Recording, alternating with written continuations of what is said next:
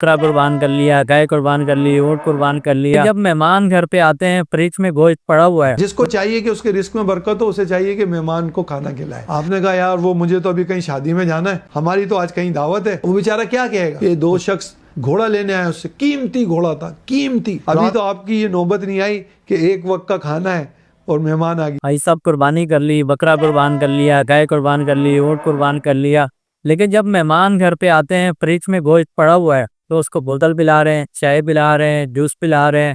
اور کچھ لوگ ایسے ہوتے ہیں جو مہمانوں کے آنے کا خوش ہی نہیں ہوتے، ان کا یہ ہوتا ہے کہ یار آج تو عید کا دن ہے، ہم نے کہیں جانا تھا، لیکن یہ کہاں سے یاد آپ کا؟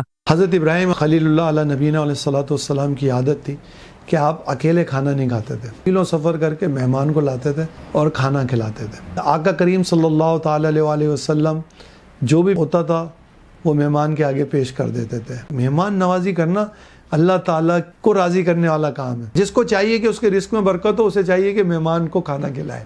ہم کہتے ہیں نا مسکینوں کو کھانا کھلائے، اس میں مہمان کو کھانا کھلائے یا مہمان نوازی کرے۔ اب ہم کام کرتے ہیں الٹا، مہمان آیا، کھانے کا وقت ہے، اس کو چائے پلا دی۔ آپ کو کھانا کھلانا چاہیے تھا، وہ پیٹ بھر کے کھاتا، اس کا پیٹ آپ کے لیے دعا کر کے جاتا، آپ کے لیے رزق میں برکت ہو۔ مہمان آیا، آپ نے کہا یار وہ مجھے تو ابھی کہیں شادی میں جانا ہے، ہماری تو آج کہیں دعوت ہے، تو ہمیں تھوڑی جلدی ہے، وہ بیچارہ کیا کہے گا؟ وہ پھر چلا جائے گا۔ تو آپ یہ دیکھیں کہ آپ جو کنجوس ہوتے جا رہے ہیں نا، تو کنجوس آدمی تو اللہ کو پسند نہیں ہے، اللہ تعالیٰ کو تو سخی آدمی پسند ہے۔ تو مہمان نوازی تو سخاوت کا عمل ہے۔ وہ حاتم طائی کا واقعہ نہیں سنا؟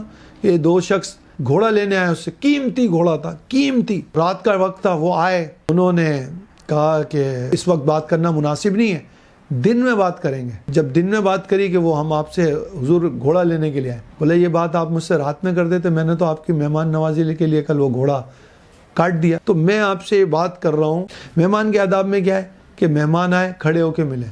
مہمان کے آداب میں کیا ہے کہ جب تک کہ وہ کھانا کھا نہ لے ٹیبل سے نہ اٹھیں۔ ہم سب سے پہلے ٹیبل سے اٹھ جاتے ہیں، یار وہ مجھے میرا فون آ رہا ہے، یار مجھے وہ یہ کام کرنا ہے، وہ بیچارہ شرمندگی مارے آدھا پیٹ بھی ہوتا ہے تو بیچارہ اٹھ جاتا ہے۔ جب تک کہ مہمان پورا پیٹ بھر کے نہیں کھا لینا، آپ اٹھیں نہیں۔ میزبان کے لیے کیا ہے کہ جو اس کے گھر میں وہ بہتر سے بہتر پیش کرے۔ جب آپ مہمان نوازی کرتے ہیں نا، تو یہ کس کی صفت ہے؟ آپ پہلے تو یہ سمجھ لینا، انبیاء علیہ السلام کی، ابراہیم خلیل اللہ علیہ نبینا علیہ الصلوۃ والسلام کی صفت ہے، پیارے آقا صلی اللہ تعالی وسلم کی صفت ہے، صحابہ اکرام رضی اللہ تعالی عنہم اجمعین کی یہ صفات ہیں کہ وہ مہمان نواز تھے۔ ابھی تو آپ کی یہ نوبت نہیں آئی کہ ایک وقت کا کھانا ہے اور مہمان آ گیا، یہ وقت نہیں لایا اللہ آپ پہ، ابھی تو آپ کے پاس کھانا بھی بھرپور ہے۔ مہمان نوازی کا آپ یاد رکھیں شوق ہونا چاہیے۔ جب مہمان آتا ہے تو اپنے ساتھ اللہ کی رحمت لاتا ہے، اور جب وہ واپس جاتا ہے تو گھر میں آنے والی بلائیں، بیماریاں، مصیبتیں، غم اپنے ساتھ لے جاتا ہے۔ یہ تو آپ نے مہمان کی بات کری، لوگ اپنے گھروں میں اپنے بھائیوں اور بہنوں کو نہیں بلاتے۔ کب بلایا تھا بھائی کو؟ عید پہ بلایا تھا یار۔ بہن کب آئی تھی گھر میں؟